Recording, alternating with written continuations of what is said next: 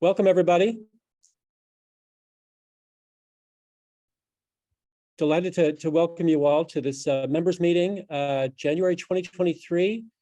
Really delighted to have with us tonight our guest speaker, Tom Bonier.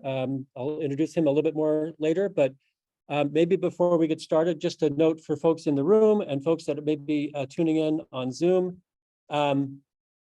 We just have some meeting logistics to remind folks about, especially for those who are Zooming in. First of all, I'm assuming you all can hear me okay.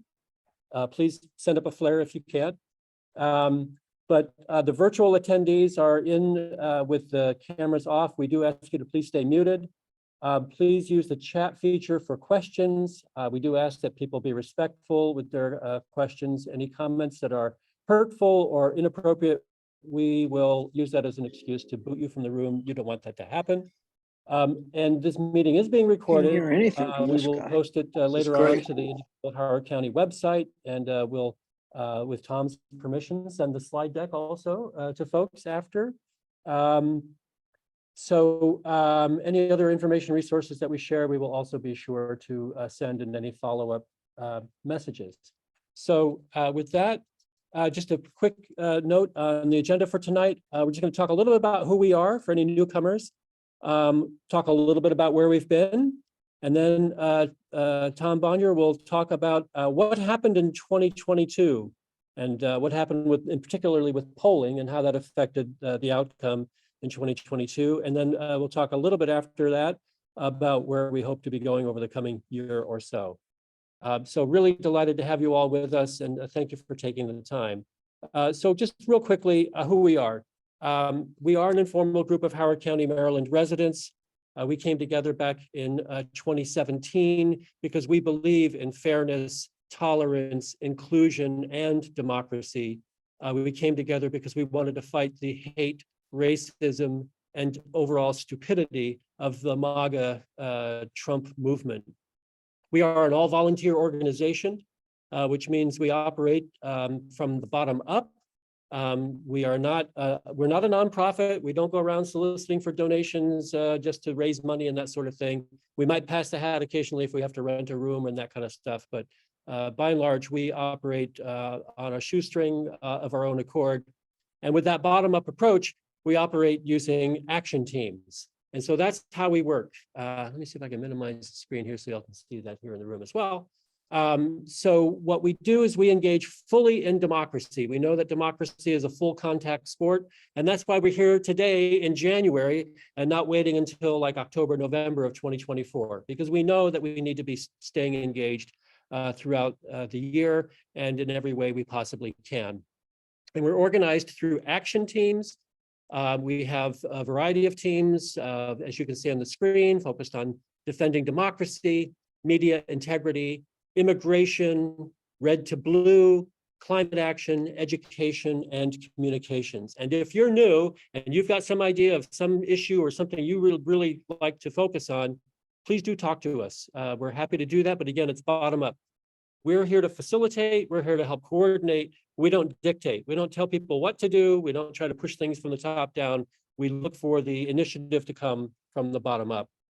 And that really helps, I think, keep us fresh as well, right? That we're open to new ideas and new ways of doing things, and also new ideas about the issues that we might focus on, as long as they're in line with the principles that we're trying to advocate for and advance. So let me see if I can, here we go.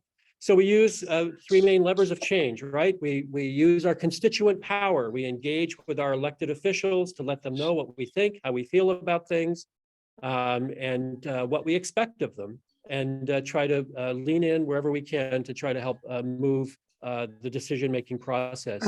We also are engaged in election mobilization, trying to get voters out, working with other allied groups. I see folks here from like Swing Left and others that we do try to collaborate with. And so it's great to have that kind of collaboration among folks here in the county and beyond. From the host.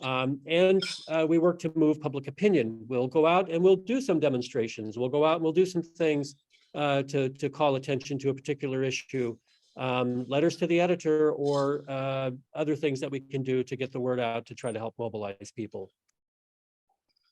So where we've been, just a quick reminder. So we came together in January of 2017, and it was really at a time when I think people were in despair as to the direction of the country and feeling a little bit powerless. And Indivisible Howard County was one of several pop-up groups that emerged here. And again, I want to thank Liz for the initiative in bringing us all together in 2017. Our first and long-serving coordinator. And so, you know, Indivisible really emerged as a powerful group because we worked together in a collaborative way through the action teams that I've talked about. But what we helped to do together with others around the country, right, was in 2017. We saved Obamacare at a time when people thought it couldn't be done. We, again, in 2018, we helped to build a blue wave, and we flipped a lot of seats. And particularly here in Howard County, we flipped some seats, right? We got Katie Fry Hester to take that Senate seat in District 9. We got a change in the county executive, and we've got a 4-to-1 majority on the county council.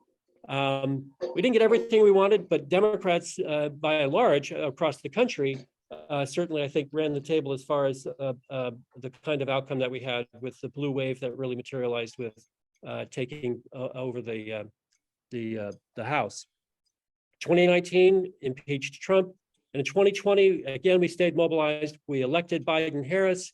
We held the House, and then as we worked and cooperated with others, we helped with Georgia, and they flipped the 2 Senate seats down there, right? And we got control of the Senate. Maybe by a whisker, but we got control of the Senate.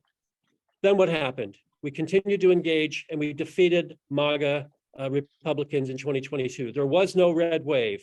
I think Tom will be talking about all of the nonsense that we might have been hearing going into the election about there going to be a red wave and all the headlines and whatnot.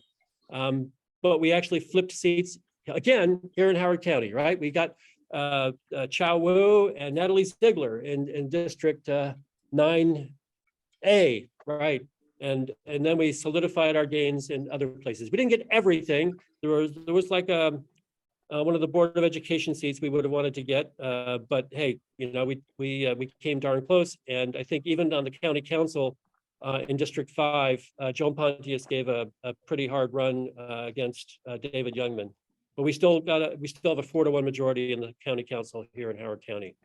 So again, that's great. All, you know, thanks to the work of so many of you working here in Howard County. And I know a lot of you also were out helping in neighboring states, Virginia, Pennsylvania, some like Richard who went to Wisconsin, others of us who went to Georgia to do some help out and knocking doors and canvassing with folks. So great work, everybody. We'll talk a little bit about some of that. So among the lessons that we've learned, right? MAGA extremists are unpopular, and we know we can win because we have won repeatedly.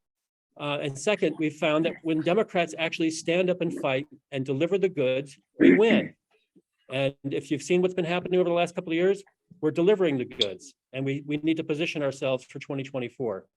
And that grassroots organizing around the year-round, right, equals big wins, big changes. We have to stay engaged, and that's why we're here. So just some real quick highlights. Our climate action team is already engaged in the Maryland General Assembly happening now. Thank you to Richard Deutschman, Barb Matheson for your leadership on that team. We've got dozens of bills that they're following, tracking, writing testimony on, and contacting legislators on, and recognizing that justice and equity are at the core of what we're trying to do also in the climate and environment space. But as you can see, there are a number of issues that they're tracking, and they have a great tracking system if you're ever interested. And I'm hoping one of these days they'll be able to share with others of us and the other teams on how they track the legislation. Our Defend Democracy team has been doing great work. Again, thank you, Christine, and drawing my blank now. Mary Jane Monk. I don't see, is Mary Jane here? Anyway, thank you, Christine and Mary Jane, for all the great work you've been doing. And I know you've been working with others on advancing, protecting democracy. If you've ever driven on I-95 at about 4 or 5 in the afternoon on a Friday and seen a bunch of people standing up above on the Gorman Overpass. That's our Defend Democracy team, together with Our Revolution, the Howard County Democratic Party, and others from Indivisible and other organizations that are out there standing to advance the cause for democracy and a number of other causes over the last couple of years. But all the great work that you all have been doing to push legislation and really to lean on our legislators, especially in Washington, on promoting good governance and strengthening our democracy. Really important work. Our Immigration Action Team. I want to thank Lori Liskin for leading that team in the last several years and really collaborating successfully with the Howard County Coalition for Immigrant Justice. You all really rocked it this past year. The Liberty Act, as you all recall, the Howard County Council enacted that, and then folks went out and sought to roll that back with the ballot initiative that was got put on the ballot under false pretenses, I would say. And yet, despite the sort of mood in the country, right, you all worked really hard, and that measure, the Liberty Act, Measure A in Howard County, passed overwhelmingly by over a 60% margin. It was like 64 to 36, something like that, right? So you all just did fabulous work to make that happen. And now the team is being, Lori is stepping down after her great work, going out on a high, and we've got 3 new facilitators, Michael David, Anna Rubin, and Roz Zinner are stepping up. So we've got 3 people filling Lori's shoes, and I know they're going to do great. And you've got a big program for 2023 coming up on monitoring the implementation of the Liberty Act and legislation to support immigrants. Their next meeting is going to be just coming up in about a week, right? February the 8th. So stay tuned for more from the Immigration Action Team. Our Education Action Team also rocked it this last year. So this is one space that we in Indivisible can fill because education, the Board of Education, is supposed to be a nonpartisan election. And we all know that there are some partisan elements that happen here. And we've seen how the right-wingers are trying to take over school boards and other local government institutions. And it's been manifesting here in Howard County.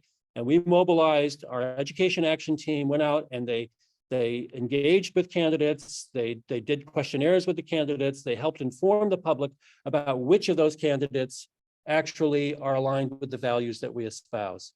And we got one of the 2 that we were pushing for elected in this past election. The other one fell just short, but hoping the next time around we'll be able to make it happen.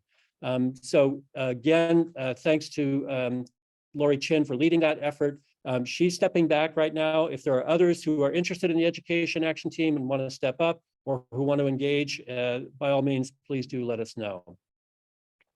The Media Integrity Team, that's a space where we're trying to make sure that we hold the media accountable. And I think when we hear from Tom, we'll also understand how the media has not always played things, shall we say, straight, right? We've sometimes seen how maybe they've been manipulated by right-wing pollsters and others.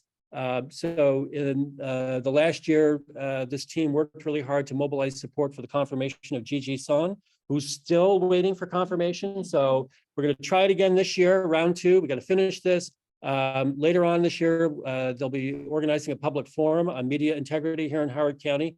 We've actually got a lot of really great people here in this county who have worked in the media, who know the media, and who can help us better understand how to engage in that space.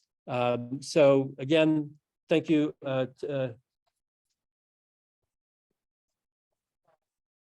February 9th for the Media Integrity Team. So if you're interested in that, see Liz. And then our Red to Blue Action Team. This team has just really been so fantastic. Their members of that team more than tripled this past year. And they were engaged in text banks and phone banks and canvassing, particularly in Pennsylvania, but in other swing states.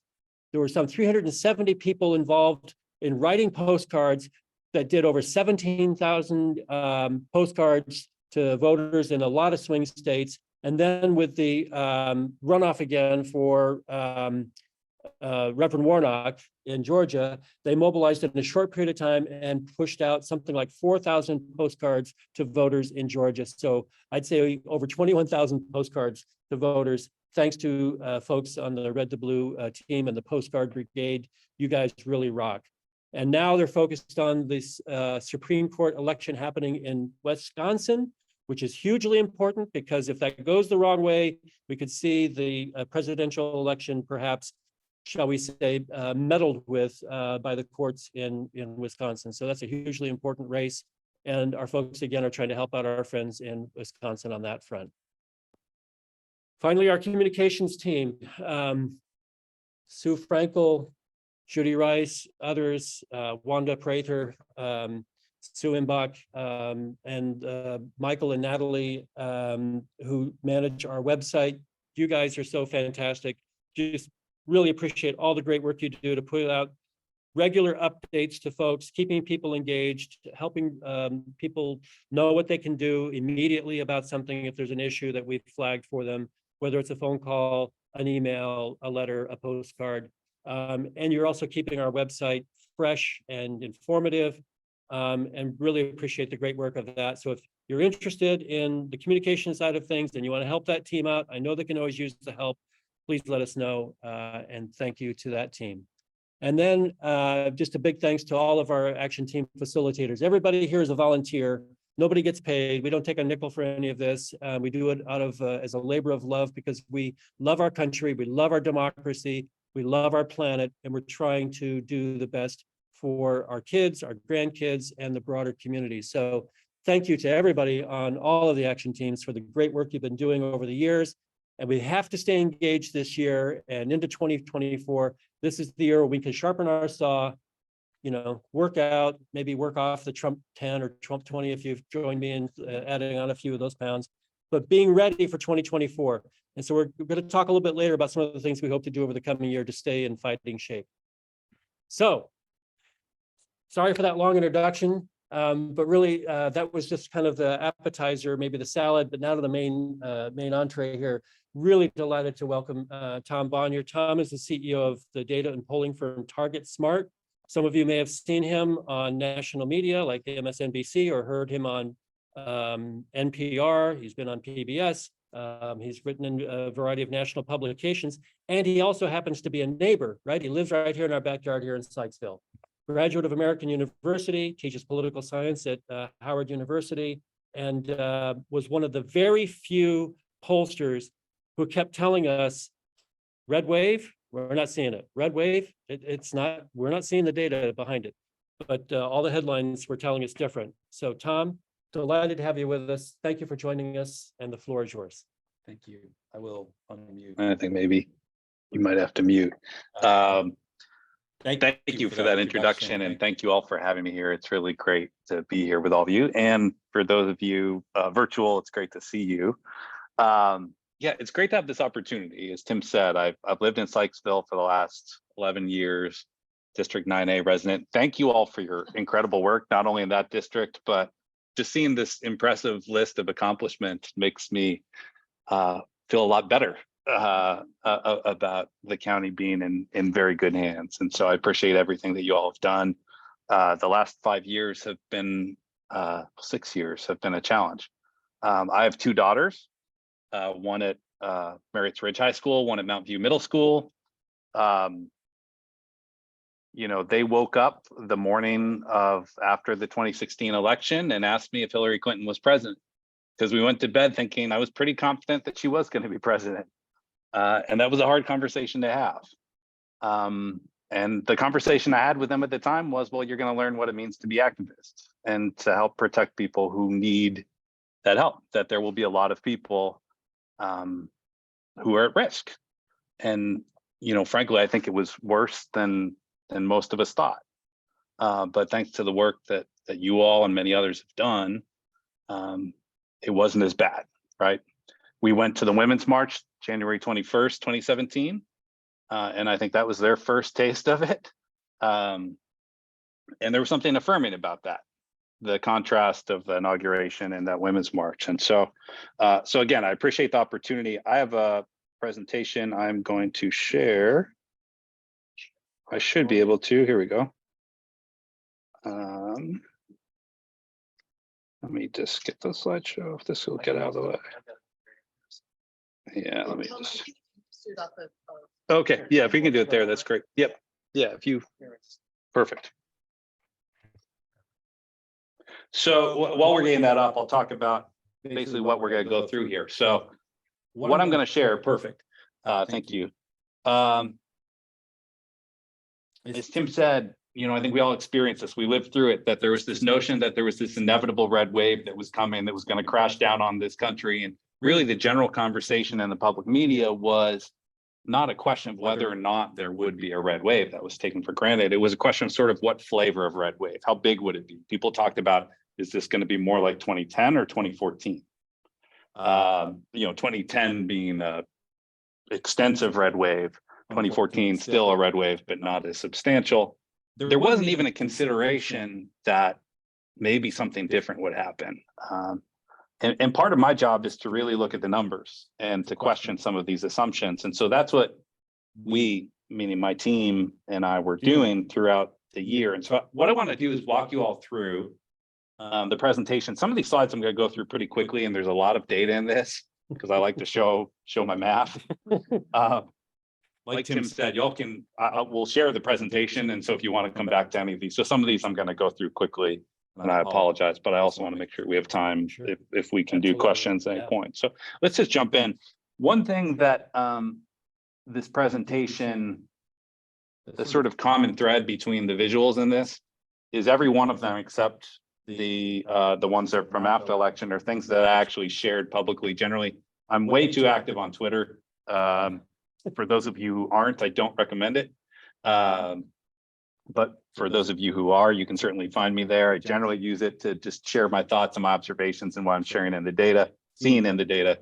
But sometimes it can be more inane than that. But what I've done here is basically taken screenshots of things that I was sharing along the way, just to sort of, again, show my math, show my work, to show that, look, these aren't things that this is after the fact changing the narrative. I want to show you as this developed and see what we were seeing. So we can jump right ahead here.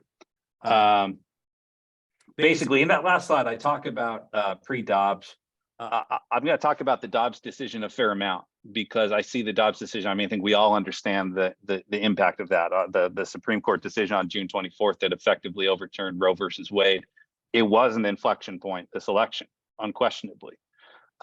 But I think for so many of us, there was a question, having lived through the previous 5.5 years of a Trump administration and seeing so many things, I think we all looked at and we said, well, this has to be something where common decency will rise to the top. When we see kids in cages, when we see school shootings, when we see so much of this, we always thought, well, this has got to be the thing that changes everything. And then generally it wasn't. And so I think there was some sense with the Dobbs decision. Will it be the same? Will this be something that you'll see some outrage and then it will pass? But I want to talk about before Dobbs, before we talk about the impact, because what we noticed in the data was that Republicans were underperforming even prior to that. This was supposed to be an election. People talk about the fundamentals when they talk about elections. And it's a sort of popular notion that elections are generally driven by things that are out of our control. The economy, presidential popularity, the election cycle, right? A number of other, inflation as a key component of the economy. And that's what we heard a lot about, right? Was that these fundamentals dictated that it would be this red wave. What those fundamentals don't account for is the atypical, ahistorical nature of what we've been living through the last several years. And frankly, the Republican extremism in this country. And so when you look at this, there are two comparisons here. This is just a graphic from 538, which is not my favorite site, but it does have some. I have my own issues with Nate Silver that I'd be happy to talk about. He and I have butted heads a handful of times, but this is basically just tracking the polling, and it's comparing two different cycles. On the left, the 2022 election cycle, and on the right, 2018. 2018 was a blue wave. That's a wave election. And you see there, Democrats had a consistent lead in polling for the generic ballot for the House throughout that cycle. You see that it was generally unwavering. And then the left is what we had seen in 2018 up to that point, which was early June. So this is before the Dobbs decision leaked on May 2nd. It was handed down by the court on June 24th. And what you saw is Democrats actually led in the generic ballot for a while. And then in the fall of 2021, Republicans pulled ahead, but still had a very narrow lead, 2.2 point, whereas Democrats had a 7.1 point lead at that same point 4 years earlier. So that was the first indicator that, again, this notion that MAGA extremism is something that's been rejected by a majority of Americans in multiple consecutive elections was something that maybe we needed to pay attention to. Not denying the fundamentals. The fundamentals produced a challenging environment for Democrats, but this wasn't like previous elections. So we can jump forward. The next point here, we can go to the next one. As I said, the inflection point, Dobbs decision happens June 24th. And we've seen this before, right? I think when you saw when the Dobbs decision leaked in early May, there was outrage. But again, I think there was a sense of like, this can't actually happen, right? There was people saying maybe this is a strategic leak and they're actually going to come out with something that won't be as bad. So they want to move the, as they call the Overton window. So that becomes more acceptable because it wasn't as bad. And in the end, it was exactly as bad as we feared. And so then comes the question of what impact does this actually have? Well, when you look at the immediate polls that came out, fielded in the days after the Dobbs decision, what we saw was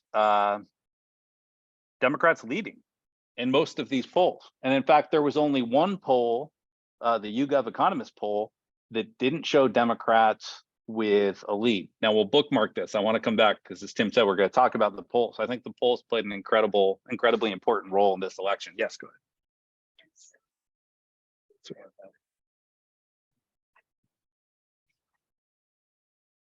Oh, so what those show, for those of you who have made the good decision to not look at 538 webpage, one of the things that they do, I joke, but one of the things they do pretty well is they catalog polls. And so what this is showing you is the date the poll was fielded, sample size, who fielded it, who sponsored it. And then in the middle is really the red and the blue part is showing in House generic ballot. It's generally what we use as a thermometer to figure out generally where things stand in the country. So in the polling question they asked, just a generic question. They don't ask named candidates. They just say, thinking about the upcoming race for the United States House in your district, are you more likely to support the Democratic candidate or the Republican candidate? Or some variation of that question. RV is registered voters. So polls can be of registered voters, likely voters, or adults. So that's showing that sort of thing. But generally, the whole point here is that after the Dobbs decision, even though in that previous slide you saw how Republicans had pulled into the lead in the average by a couple of points, here you see a series of polls that come out that suggest, well, maybe things are different. We can go ahead to the next slide. Basically what happened at this point was this sort of longer period of questions. Did it have an impact? How much of an impact? Well, I imagine most of you are familiar with what happened with Kansas, but for those who aren't, I'll give a very brief overview. Kansas was really going to be the first test of the Dobbs decision, because as we know, the Dobbs decision deflected any sense of decisiveness around choice to the states. States were allowed to basically come up with their own rules around choice and anything therein. Kansas, led by Republicans in the state, chose their primary election held in early August, a Tuesday in early August, an election that's generally designed to have low turnout. So they chose that as an opportunity to move forward with an anti-choice agenda by putting a constitutional amendment on the ballot that would remove protections for choice from the Kansas state constitution. The point was this was going to be a home run, a layup, choose your sports analogy, for an anti-choice initiative to move forward. The idea was Democrats wouldn't show up. Certainly younger voters wouldn't show up in this election. Well, they were wrong. And there are really three elements I'm going to talk about that emerged from the Kansas data in terms of the impact of the Dobbs. One, it mobilized the progressive base that maybe wasn't as energized before. We saw that while President Biden's popularity and favorability numbers weren't good in general, they were especially not good with younger voters. It wasn't that they were about to vote Republican, they just weren't going to vote. There wasn't a sense of engagement. Democrats in general didn't appear to be all that mobilized in this election. So if there was going to be a red wave, it would be because Democrats stayed home. And that seemed possible. Number two, persuadability. Could it move swing voters? And then number three, and I think this is in some ways the most important one, this consolidation of an extremism narrative. We as Democrats and progressives have tried to, and I think we've all experienced this with varying degrees of success, to convey this sense of outrage around what has been happening in this country. We think about January 6th. Again, we think about all the other things I talked about a minute before, but a lot of those narratives didn't get through. I think people would look at it and they'd say, well, January 6th, after a few months, the outrage fades. Even when the hearings began in June of last year, they weren't really changing the narrative.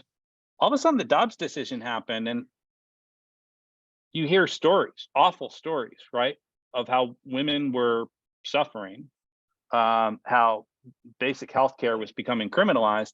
And suddenly, I think a lot of people looked at this and said, well, the people have been telling me that the Republican Party is extreme, suddenly believed it because of the Dobbs decision. So it made these other things in terms of anti-democracy, in terms of January 6th, in terms of other elements of Republican extremism, suddenly those arguments started to work more. So if we can go forward quickly here, we'll look at Kansas. So the conclusion of the Kansas, for those of you, again, I imagine most of you are familiar with this, but what happened on that election was the no vote, which was the pro-choice vote, won by almost 20 points, 18 point something percent. I have to admit, I wasn't paying very close attention to that election because I thought it would be close.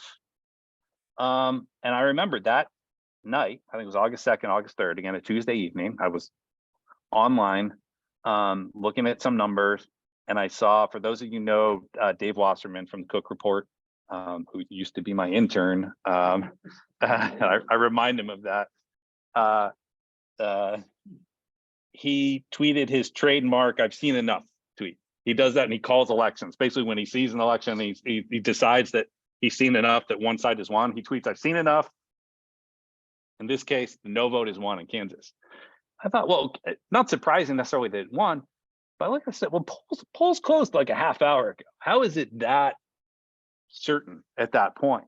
And then you see the margin. And so the question that I sought to answer at that point is, well, how? You know, you have some obvious theories, but the first thing I could do, we build a voter file for the National Democratic Party and for progressive organizations, including Indivisible, through the group called the Movement Cooperative.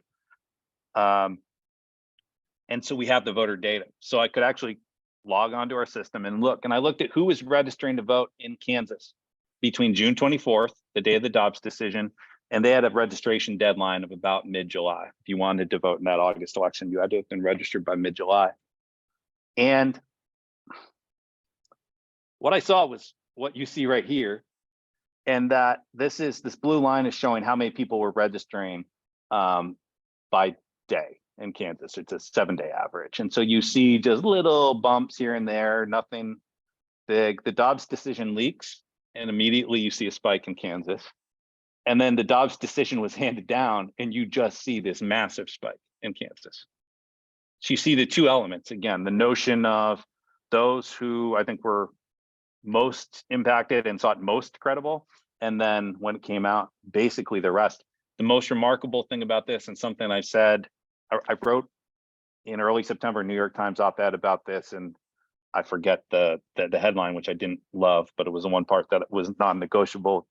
So it's something to the effect of how I've never seen anything like this before, but it's true. It just seemed too clickbaity for me. But in this case, 70% of these new registrants from June 24th on were women. 70%. I've been working on election data for almost 30 years. And so I was 19 years old, student at American University. I've been working with election data for a long time, and I've never seen anything close to that. I thought it was wrong. I was convinced. I reran it several times, and then I asked someone on my team to run it because this has to be wrong. Generally, if you see a registration where from a perspective of gender, it's maybe 55% one way or the other, that's a big deal. 70% just doesn't happen. It won't happen again. That tells us something was different. That doesn't look like a red wave. If we can jump ahead here. A few more, and I got to go through these quickly because it's just a lot about Kansas, but it won't surprise you. This is looking at the new registrants broken down by age and gender, and it will not surprise you that that top blue line is young women. Women, I think, under the age of 25. We can go to the next slide. This was the actual turnout. So eventually you get the data that shows who voted in every election. Doesn't tell us how they voted, but it says if someone voted. For all of us, we can see it. In this election, we can see it. So a few weeks after the election, we get the file that says who voted.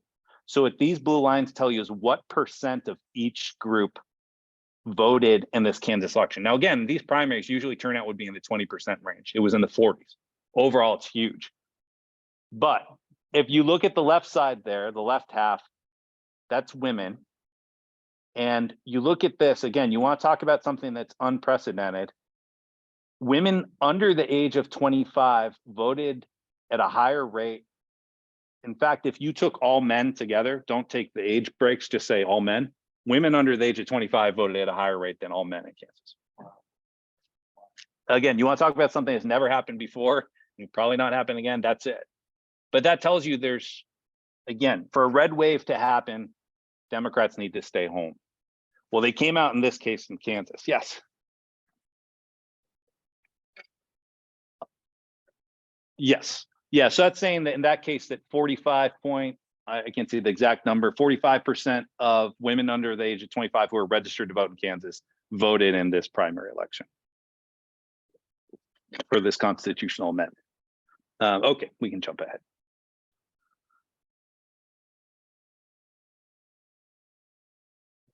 Oh, yeah, sorry, we can jump. I said all this. This is for the take-home version. I have bullet points.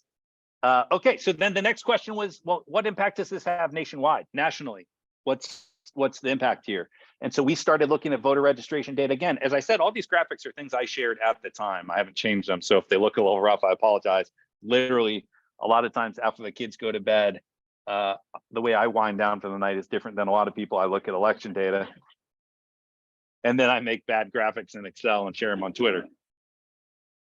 I started using Twitter actually after Trump was elected. And what I did, this is an odd sort of thing, but again, I'll admit to it, is every day I would try to find one statistic that gave me hope about that people were thinking this wasn't okay.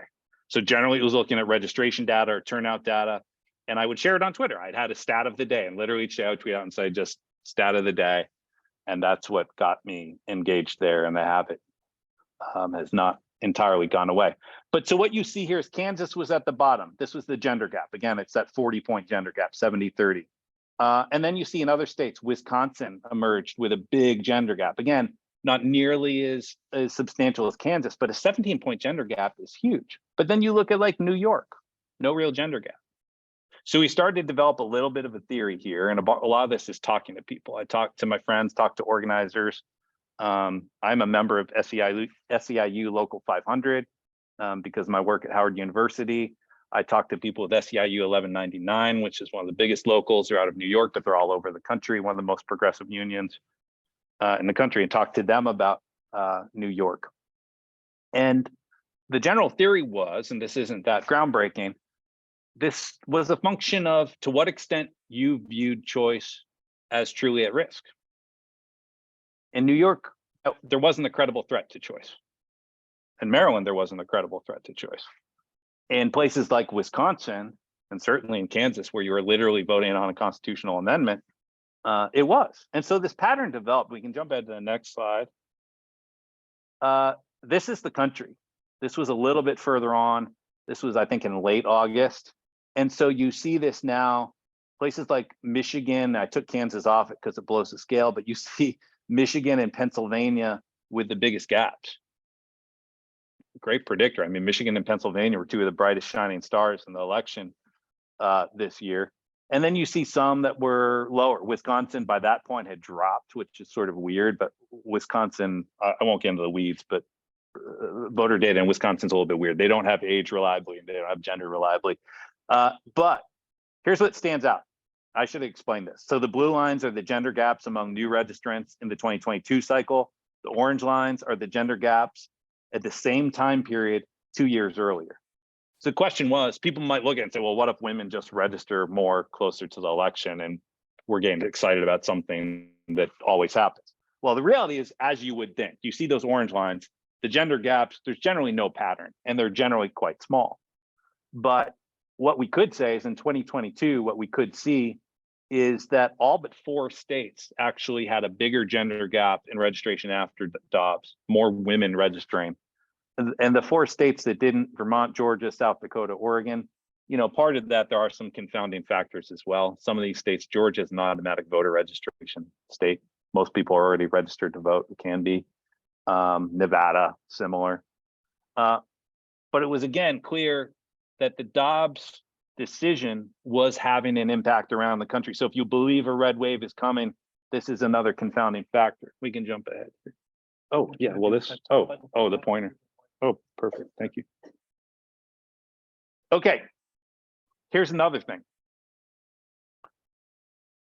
One of the other, well, let me tell you what this shows you. So what this is showing is the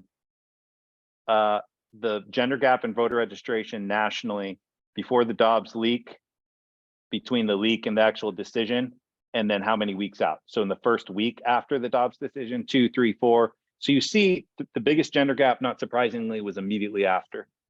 Still big gender gaps, but diminishing. We had 10, 11, 12. So what happens here? So I was, this was early September. I was on CNN with Don Lemon, who I generally like, but he had me on with a Republican. You know, they like to pit us against each other, and it's just a stupid, predictable waste of time generally. But what happened was Don kept asking me, but the Dobbs decision was such a long time ago. These are 3 men now on CNN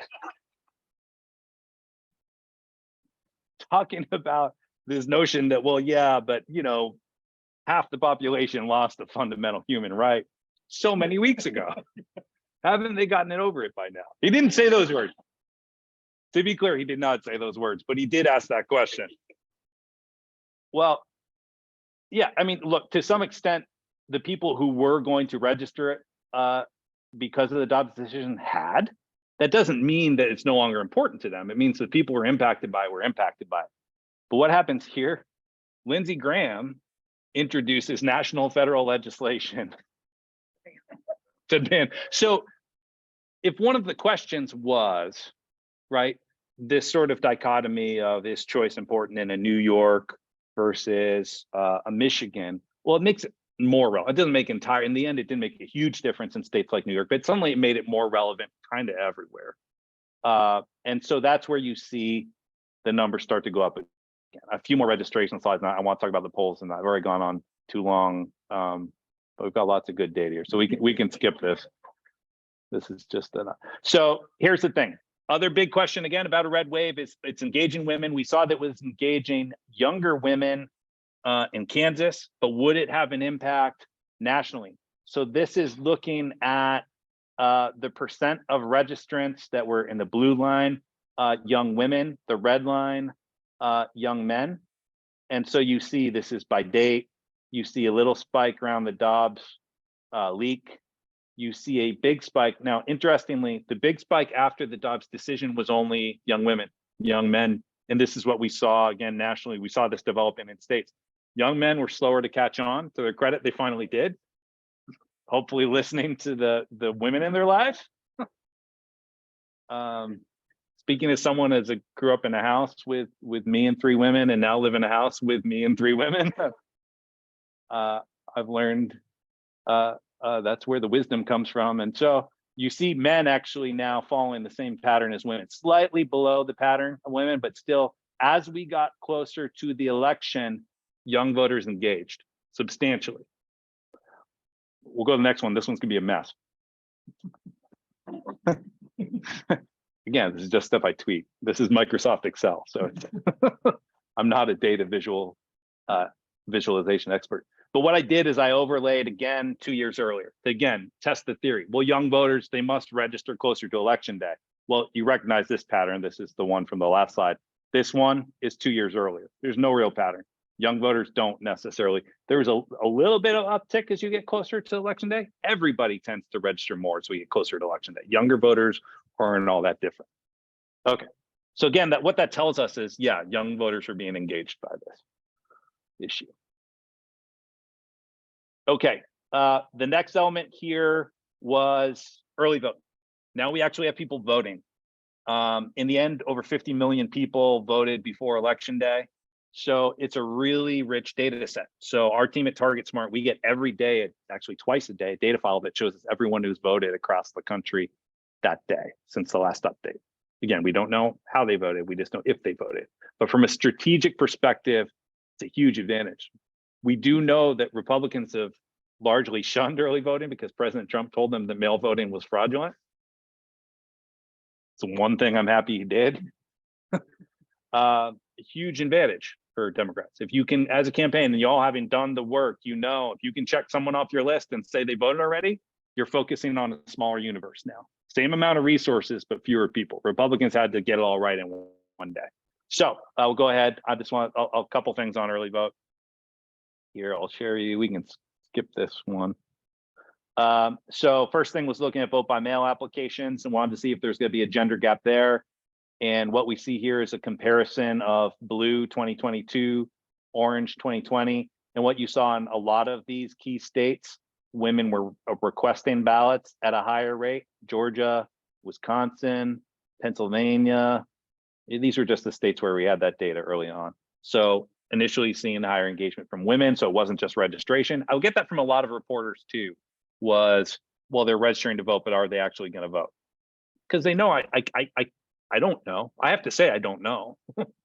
I think so. And now here's a hint. Yeah, they are. Okay, we can go ahead. So this site, we have a site, targetearly.com. It's public and free. Basically, we take all that data that we're collecting on a daily basis and we update it on this site. And you can basically look at it by state and break down who's voting by age, gender, race, ethnicity, urbanicity, partisanship, all that. And so this is, again, a screenshot of as votes are coming in. So now there were over 500,000 early votes cast in Wisconsin already. And what did we see? 53% of them were coming from women, which in 2020, that was 51.9. In 2018, yeah, slightly. So you look at the actual gap here. So the gender gap was slightly bigger in 2022 than previous elections. So again, that's initial sign that things are looking good. If this is a red wave year, in 2020 and 2018, we had pretty good performance in Wisconsin. Wisconsin's always close, but we know what red waves look like. And again, it doesn't look like this. Okay, we can jump out. I think I have one more here. This is Michigan, another state. Again, you see slightly bigger gender gap this year. And in 2 years that were pretty good years for Democrats, in 2018 electing a Democratic governor, in 2020 winning the presidential race in Michigan. So the fact that it looks better than those years suggests, well, this isn't looking like a red wave. Okay. And this is Pennsylvania. Now this is the partisanship, in this case, party registration. So almost 71% of the people who voted by mail have almost 1 million votes cast at this point, whatever the date is up here, were Democrats. Now, 2018 isn't a good comparison because they dramatically changed the laws in Pennsylvania during the pandemic about who could vote by mail. So we kind of throw this out, even though it was 50-50. This shows you what Republicans did to themselves. And then 2020, though, the rules are basically the same in Pennsylvania in 2022 as they were in 2020. Again, 2020 was a good year for Democrats in Pennsylvania. And what we saw in the early vote, this is a comparison, by the way, and we have comparisons on there, it's to the exact same point in time in that previous election cycle. And so what this is showing you is that we actually had a bigger partisan advantage 2022. Does that look like a red wave? No. Okay. These are actual votes. Here's the crazy thing. We talked about actual votes, and I talked to reporters about this, and Nate Silver and actually Dave Wasserman, both of them would kind of make fun of it. Dave called it early vote astronomy or astrology. And Nate Silver, in a podcast a few days before the election, my friend Simon Rosenberg, who is, we talked about the polling, I'll talk about him more in a minute, but who was one of the people who was on an island with me out there saying that there isn't a red wave coming. Is he always notes that Politico wrote a thing in August saying that he was risking major reputational harm, which he was. He and I would talk every day and just check in and say, check the numbers and be like, are we sure we aren't crazy? Check these things, make sure that I'm not just, anyhow, Nate Silver accused him of, quote, smoking hopium because of the early vote. Nate has not apologized. And then here's another thing, the early vote generally is much older. Older people are more likely to vote early, but what we saw, because that was one of the few concerns I saw in the early vote, was that we weren't seeing youth vote engagement. But there's something that happened here in like the last week of the early vote, where as we got closer to election day, suddenly the median age got lower, much lower. Said, okay, young voters are engaging. We knew that just from the pandemic. Young voters took advantage of early voting, mail voting in 2020. But when you looked at polling, Pew had a poll on this that was really good, thorough poll. They asked people, are you likely to vote in person or by mail or early in person or whatever? And young voters overwhelmingly said, yeah, we want to vote on election day. Which is not surprising. Okay, we can jump ahead. All right. The last part here, well, I'm going to talk about the polls quickly and then just a few things that we know, and then I'm happy to take questions if we have time. That term flooding the zone, that was something that Simon Rosenberg, who I mentioned a minute ago, coined in this sense, where we were looking at all this data. We were looking at the Kansas election. We were looking at voter registration. We were looking at special elections. I didn't mention that, but there were a bunch of special elections that actually were people voting. Y'all probably remember New York 19, an upstate New York district. Democrat won that. Not a single poll showed him winning in that race. In fact, there was a poll by Democratic firm, progressive firm, that had him losing by double digits. He won by 2 or 3 points. How did he win?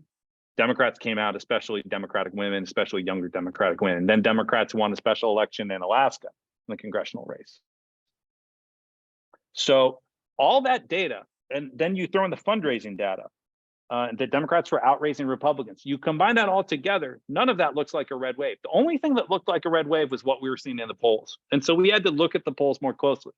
And what we saw was this clear narrative-driven approach from Republican pollsters who were taking advantage of the fact that largely Democrats and the media had vacated this space. Because what had happened after 2020 and some of the failures of polling in 2020 and 2016 is the media divested from polling to a large extent. And so the high quality public polls were just much fewer and further between. And it left this void for Republican pollsters to fill, and they filled it. This is an example. So this is Georgia. We all paid close attention to the Georgia Senate race, I imagine. And what we saw, I'll talk about Georgia and Pennsylvania quickly because there's a similar dynamic. Georgia, a little bit different. We touch on Pennsylvania first as our neighbors to the north. If you followed the polling in that race, the Democratic candidate, John Fetterman, led consistently in the polling, generally between 5 to 8 points. And Dr. Oz, a Republican candidate, and Republicans were desperate. They couldn't afford to lose that seat. If they lose in Pennsylvania, they're down 1, then they got to pick up 2 elsewhere in order to take back the Senate. So it makes it really tough for them. But they had to create a narrative as to why it would change because the polling was so stubborn, it didn't go anywhere. John Fetterman, as we all know, had a stroke earlier in the year and suspended campaigning for a while. He has the debate in October. Republicans bookmark that and they say this is when the race is going to change. So he has the performance and it depends on how you look at it, right? You either look at it as an act of bravery of someone who is being vulnerable and human and getting out there and showing that he is someone who is recovering and someone who is going to work hard, or you see it as a lot of the talking heads did. What a catastrophic performance. He lost the race. Well, within 2 days of that debate performance, a poll comes out in Pennsylvania, the first poll that shows Oz winning. There are a few problems with this. One, it was from a Republican firm, which by itself should make you skeptical. 2, it was a poll that was fielded over a single night. You don't do that in polling. You have to have at least 3 days. Reason is you reach different people on different days at different times when you poll. You remove bias from over a long period. I looked at the poll and saw that they had actually just basically eliminated young people from the poll sample. Younger voters never been less than 26% of the electorate in the last several election cycles in Pennsylvania. They were 14% of the poll respondents. So I tweeted that out at the time and said, I actually feel really good about this poll because if Oz is only up 2 points when young people leave the state in a mass exodus, I feel pretty good about it because that's not going to happen. In Georgia, same narrative, right? This was after the last accuser of Herschel Walker came out, of last of many. And for that campaign, it was difficult, right? They kept coming out and he needed to change the narrative. So after that last accuser comes out, immediately, if you look at the dates, all around the same time period, a series of polls come out. These are all the polls. I didn't cherry pick them. These are just the polls at that day. These were the last polls out. Every single one of them showed Herschel Walker winning. Every single one of these, every one of them is a Republican firm. There are no Democratic firms. There are no media polls. Yes. That's who, this. So 538 rates pollsters, and pay no attention to that. It's awful. So like you see this Trafalgar has an A-. It's absurd. They have this stupid, it's something Nate and I have argued about, but it's, pay no attention to it. But they just released a split of polls. Well, what's the point? If you're going to change the dynamic and the narrative in a state like Georgia, you have to believe that he can win. And if you're a voter in a state, if you're going to go out, if you're someone who doesn't always vote in an election, and midterms are about people who don't always vote, a lot of those voters aren't going to go out and vote unless they believe their vote will matter. And if the polling was showing the reality there, that Reverend Warnock was winning consistently, then Republican turnout likely would have been depressed with a candidate like Herschel Walker. So they flood the zone with these polls. The last example on the polling, because this is important, Wisconsin. In Wisconsin, Mandela Barnes, Democratic candidate, excellent candidate, lost by a point, 25,000 votes. 13,000 people had changed their votes, or 25,000 more Democrats had come out to vote. We would have 52 seats in the Senate. What happened in that race is Mandela Barnes was leading in the polling, running against Ron Johnson, person who was warned by the FBI that he was at risk of becoming an Russian asset. This is a real thing, based on his activity. And after the primary, which was a later primary, Mandela Barnes was leading, and then his lead started going down in the polls. Now, again, you look at the polls, they're overwhelmingly Republican polls now showing he's losing. So what happens is, from a media narrative, and I've talked to a lot of reporters who I know about this, and I've called them out on this, and they don't disagree, is polling shapes narratives. If you're an editor, the New York Times, the Washington Post, or any of the Wisconsin newspapers, and you're assigning reporters, well, a reporter's job is to tell us what's happening and why, maybe a little bit of how. And all they were seeing in the polling is what's happening is Mandela Barnes is blowing it. So they have to write stories about why, which means if you're a Wisconsin voter, you are waking up to stories every day about crime and inflation.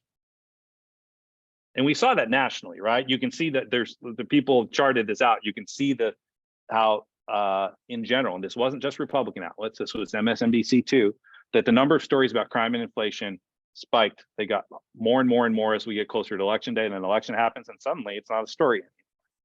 And now we know the true story, right? When we look at how the economy is doing now, and we see the reality on crime. I think that cost us that Senate seat in Wisconsin because of bad polling, narrative-driven polling, and certainly a number of congressional seats. So we'll go ahead here. What actually happened? And by the way, there's a whole bunch more bad polls. I don't. Yes.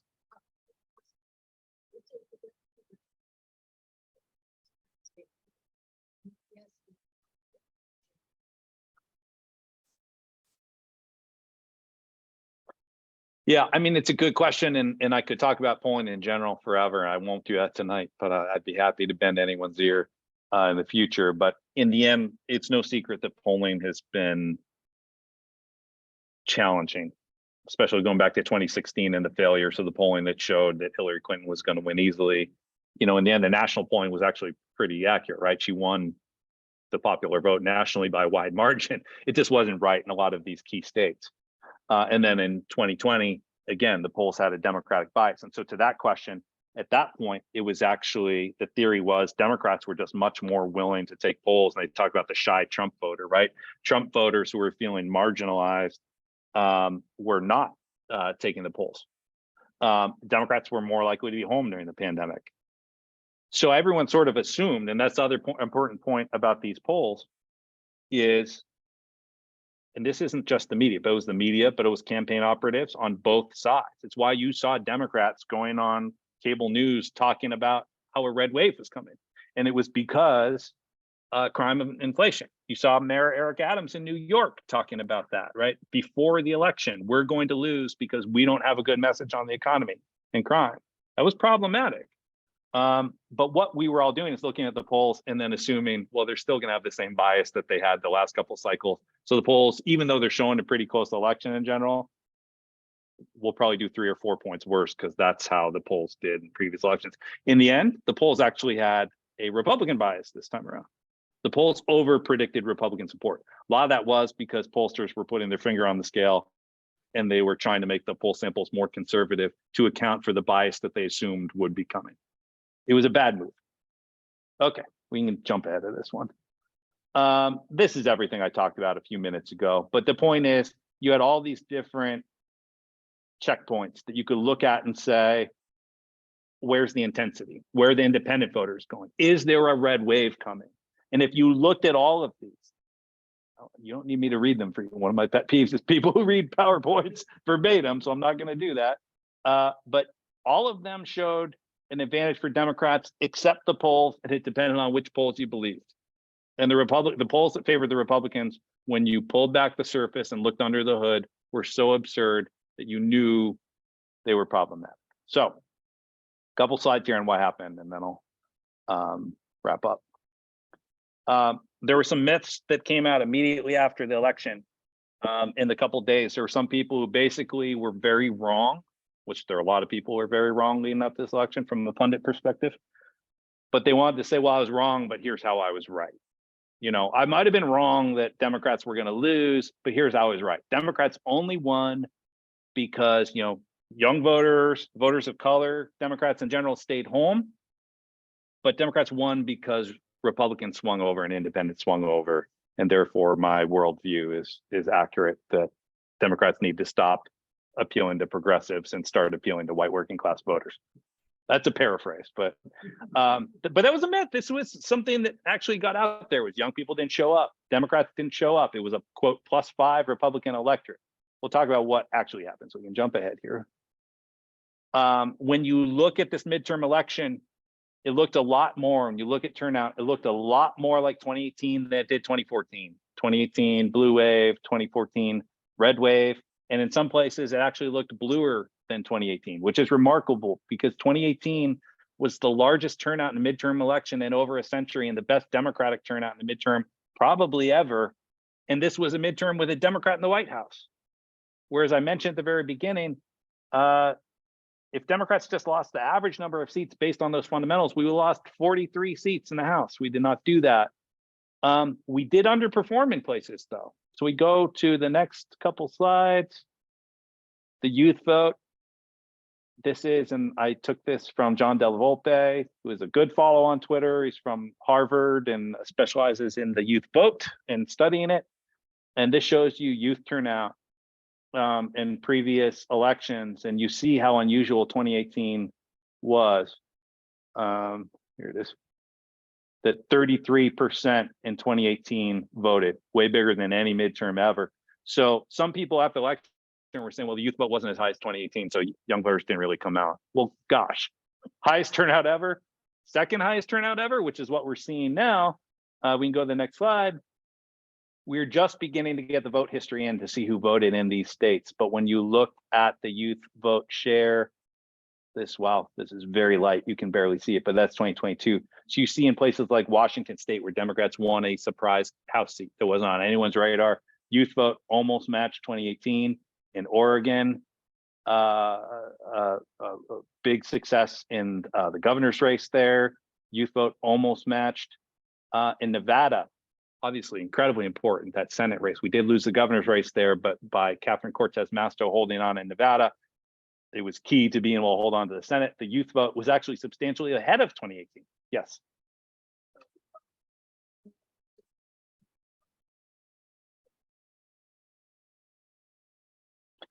Yeah. Oh, Well, I think I get this question a lot, and I'm not a young person anymore, unfortunately.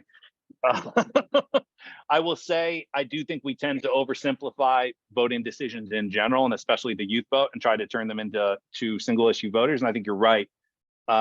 We also have, and again, there's more analysis I had time to throw in here, but I put together an analysis on the potential impact of the student debt forgiveness, because you actually saw that spike in youth registration late was right after the announcement in late August. So younger voters are often more savvy than the rest of us, those who engage in the process. And so I think it's incredibly good point. An important point is that choice was important, clearly, but these other issues, when you look at the polling, also economic issues, the housing, right? When they look at younger, they where are they going to live, right? You see the first Gen Z member of Congress elected from Florida, Maxwell Alejandro Frost, has been talking about how he can't get an apartment in DC, and Republicans were making fun of him for it. And he said, "Well, I'm 25-year-old. I haven't got that congressional paycheck yet. I haven't built up credit, and you have to put first and last month down, and I don't have it, right?" And so, yeah, certainly, that's a very good point. Is that there are a lot of issues at play. I think what the Dobbs decision did is it just crystallized a lot of these other issues and brought them into clearer focus. And to the extent that maybe younger voters weren't in love with the Democratic Party, not that they would vote Republican necessarily, but they just weren't necessarily engaged. The Dobbs decision drew a closer partisan connection to, I vote for this Democratic candidate and it can have a positive impact. Yes.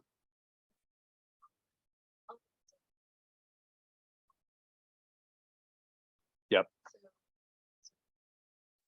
Yeah.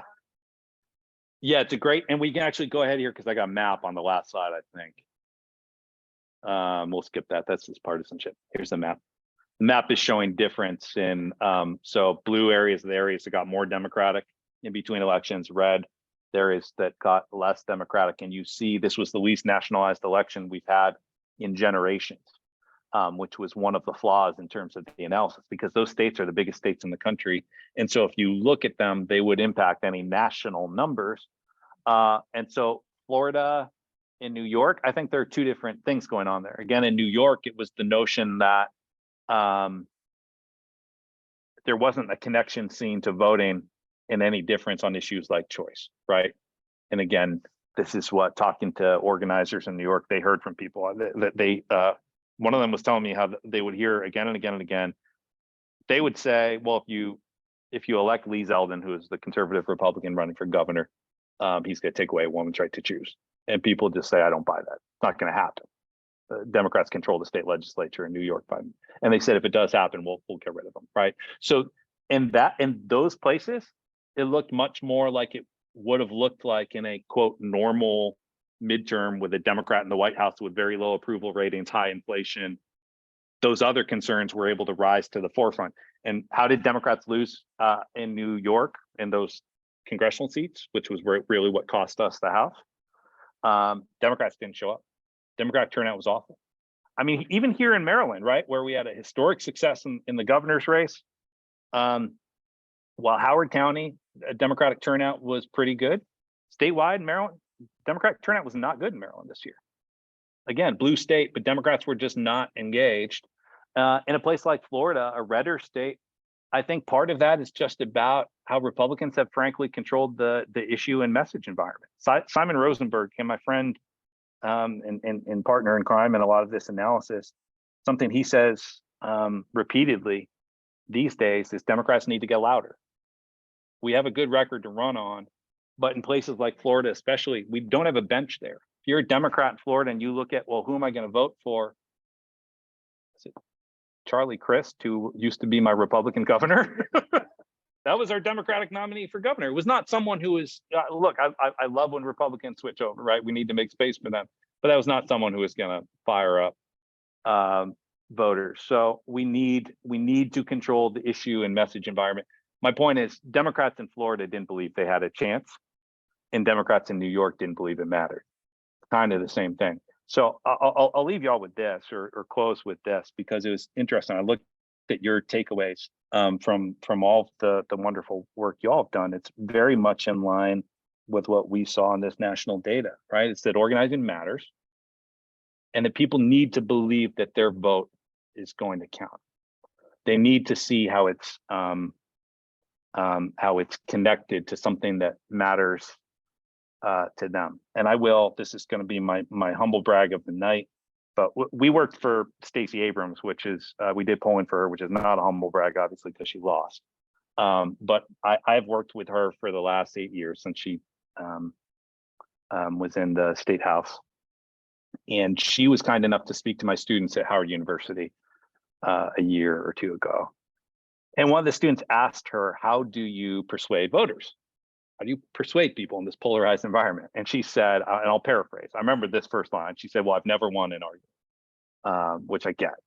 And then she said how for her, what she always looked for was a way to connect the act of voting to something that mattered to someone else. And she talked about, and she was in Kentucky doing organizing work a couple of years ago, and she was talking to someone about Breonna Taylor's murder. And she said that the person she was talking to, someone who said, like, I don't vote, it doesn't matter, like, how am I going to change this? And she said, well, the prosecutor who initially failed to prosecute, that was someone we people in Kentucky elected. And we have the opportunity to change that. When you look at what happened in Memphis and the fact that the police officers were prosecuted, well, there was an election there where a progressive attorney general was elected recently. The one who was there before would likely not have prosecuted. And so our ability to make these connections to things that matter, and really the work that you all do, it's not the digital ads, it's not the things from, look, they matter what campaigns do, but the most impactful form of political communication is from someone you know or someone in your community, whether they're someone that you know or is in the community or someone you can just identify with. And so it really makes what you all do that much more elevated, and I appreciate it all in there.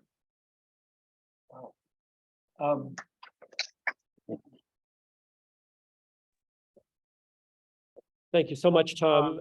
I think we have just maybe about 5 minutes or so, maybe, for some additional questions of others online or in the room. And I'll go to Lori Liskin. Struggling with methodology, and all of these folks different polling organizations, are they using even remotely the same methodology? The sample size is very good. Yeah, there's a lot of variation in polling now in terms of methodological approaches.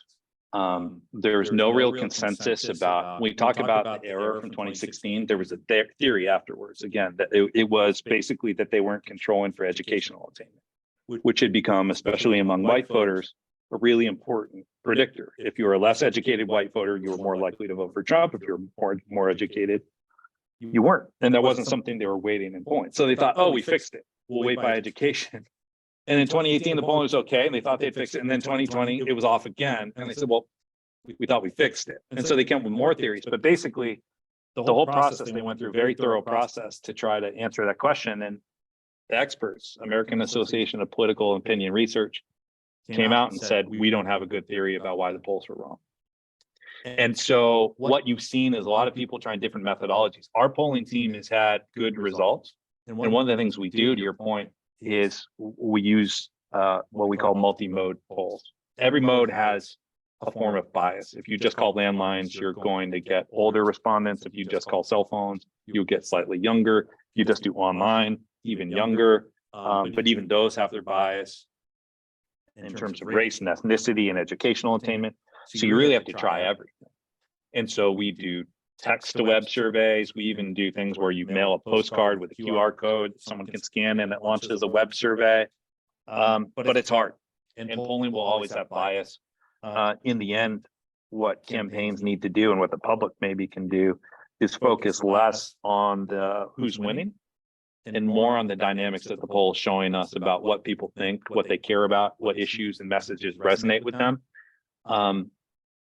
Campaigns are about dynamic behavior, right? They're about changing someone's behavior in a way that will be favorable to your candidate, getting the supporter who wouldn't otherwise vote to come out to vote, or getting someone who's on the fence to vote for your candidate. And we really need to focus on using polls to do that. And in that area, polls tend to be pretty good still. But polls will consistently, in terms of their ability to accurately predict outcomes, will likely just keep getting worse. And the problem is, that would be fine if we just accepted that. But you know who doesn't is the media, because they love the gamesmanship. They like covering it like a sporting event. And we need to push back on that when we can. This isn't a sporting event, and in the end, we just don't know the polls. And hopefully, the experience in this election will stay in the media's collective memory. So when it happens again, we can push back on it. I'm not counting on it, but it's something we can at least remind people in our circles. Another question from, Yeah, and let me ask you, actually, you can repeat my question for Yeah. answers. Oh yes. Oh yeah. Sorry. But, yeah, I do not share your attentive optimism that media is going to remember anything about this. Is there anything a group like Indivisible can do to try to hold the media accountable, maybe put some brakes on? It seems like they're running down the wrong path, following the Republican. Yeah. So the question is there anything that that groups like Indivisible can do to basically hold the media accountable if they start heading down that, or when they start heading down that path again of drawing these false conclusions? I think, really in this case, just talking about the inevitable red wave. We're not going to change the media collectively. I mean, we have our own choices about consumption, right? Try to consume those who do a better job, and some do a better job. I think that's one thing that can have an impact.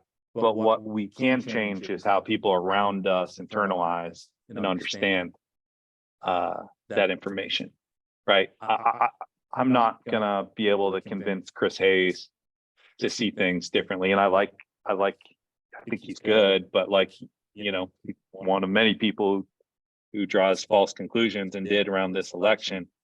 But I can talk to my friends and my family and coworkers just about, well, here's a way that you might want to see this differently, or a reason why you might want to see this differently. Sharing it in your own social media networks. Again, it doesn't matter if you have thousands of followers or hundreds or tens. Your voice to those people will be far more impactful than my voice, because they don't know who I am and they do know you. And so, to the point about getting loud, that's how we get loud, right? I mean, being loud doesn't mean being combative and blocking people on Facebook and losing friends, right?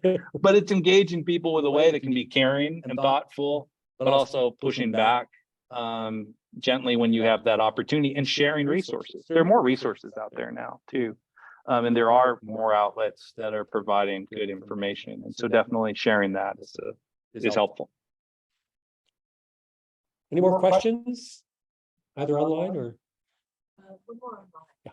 Do you have experience with pulling on immigration issues? Do I have experience in polling on immigration issues? Yes. And broadly, and it's not just immigration. I think on a lot of these issues that can be more polarizing, it can be challenging getting accurate information, because people aren't always willing to tell you how they really feel, especially if they feel like they could be viewed as racist or xenophobic, right? So a lot of times we'll ask questions in a way that create a little space for them to tell you something that can give you a good sense of where they are in an issue without pushing them too far. That's been one of our findings, especially in the last few years, is how you address these questions. We do things like online focus groups and online messaging panels. They're kind of like a chat board where people can check in when they want, or a message board. And that's where on issues like immigration, you can actually learn more about how people are thinking and how they're talking about things, because again, you're creating space and putting them in more peer environments. But immigration is certainly an issue where I don't think either side, frankly, is doing a great job on messaging. I mean, the Republican messaging is hateful, and the Democratic messaging is more avoidance for the most part. And so it's, I wish there was more good polling out there in the public. Okay, well, again, thank you so much, Tom. This My has pleasure. really been fantastic. You've given us so much to chew on and to think about. And even those of us who may not be data nerds, I mean, can better understand, hopefully, what we're looking at when we see this stuff in the press. But hopefully, you'll be able to come back and join us from time to time, because I think it'll really be useful to get your perspective, going forward. But before we move on to the next segment, which will only just take a couple of minutes, I just want to ask again, why don't we all give Tom a big round of applause?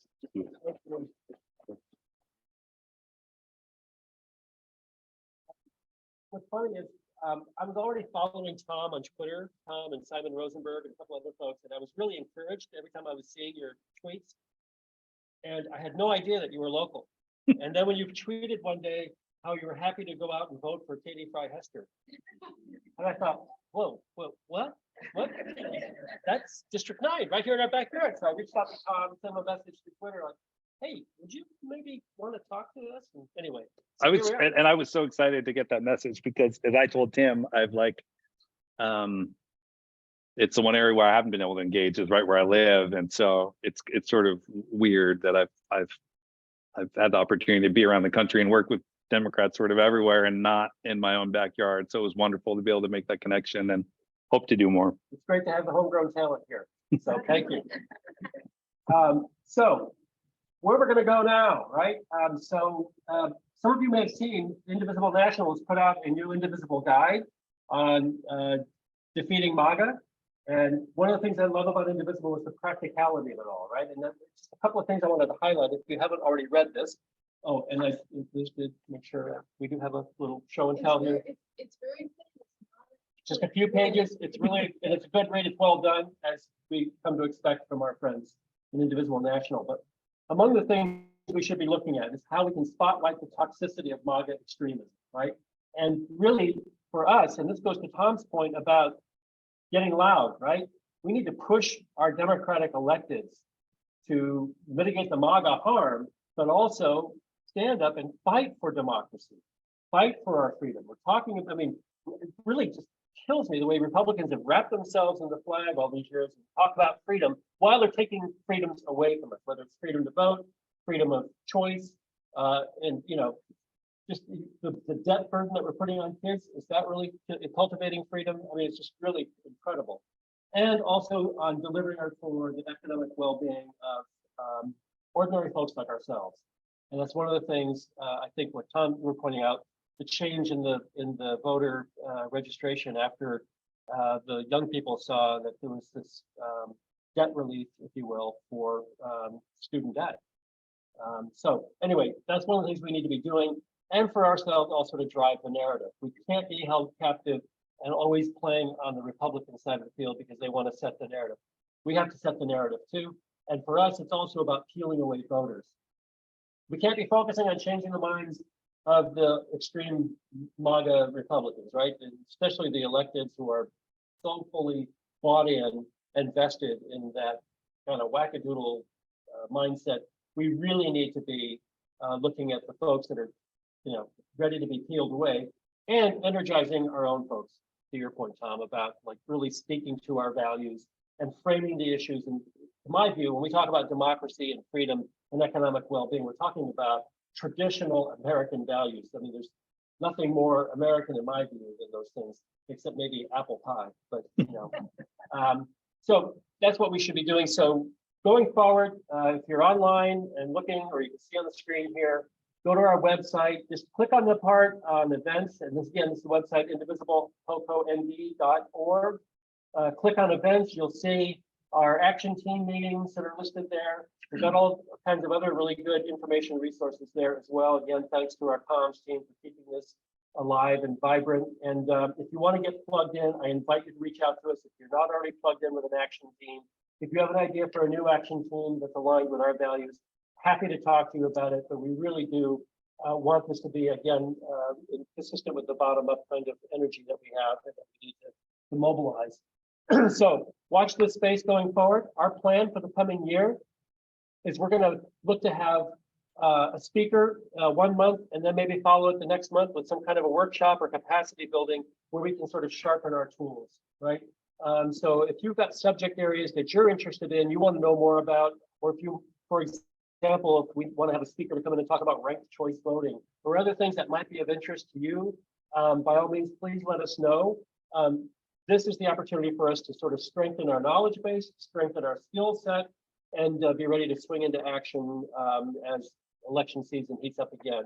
And bottom line is, don't agonize, right? Organize. And that's what we're trying to do here. We want to stay engaged and keep moving forward.